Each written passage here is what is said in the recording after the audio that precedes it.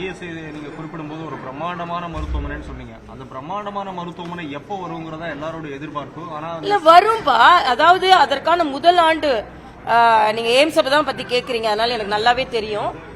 முதல்ல வந்து எய்ம்ஸ் நம்ம மாநிலத்திற்கு வருகிறது என்று நாம எல்லாம் மகிழ்ச்சி அடையணும். எய்ம்ஸ் வரும்போது எந்த மாவட்டத்துக்கு கொண்டு போறதுன்னு அதுல ஒரு சண்டை போட்டுட்டு இருந்தாங்க, அதுல காலதாமதமாச்சு.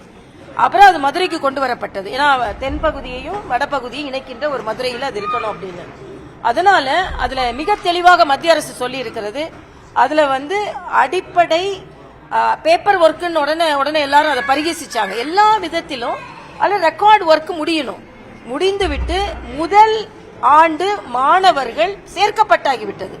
முதல் ஆண்டு மாணவர்கள் சேர்க்கப்பட்ட இப்ப ஹைதராபாத்ல அப்படிதான் நடந்தது. ஃபேஸ்ட் மேனர்ல தான் அதை டெவலப் பண்ணுவாங்க. பிரம்மாண்டம். எனக்கு ஏன் நான் மருத்துவரா இருக்கேன்னு சொல்றேன்னா, அது வந்து ஒரு பிரம்மாண்டமாக கட்டப்படுற மருத்துவமனை. சும்மா நான் வந்து ஒரு வார்டு போட்டேன், 2வது வார்டு கொண்டாண்டேன் அப்படின்றது இல்ல. அதனால தான் சொன்னேன், மருத்துவமனைகள் எல்லாம் செங்கல்களால் கட்டப்படுவதில்லை, இதயத்தினால் கட்டப்படுகிறது. இன்னும் பல ஆண்டுகளாக அந்த கட்டப்பட்டு அதன் மூலம் பல இதயங்கள் காப்பாற்றப்பட வேண்டும் என்பதுதான் எனது கருத்து. இதை வந்து எப்படி வேணாலும் எடுத்துக்கலாம்.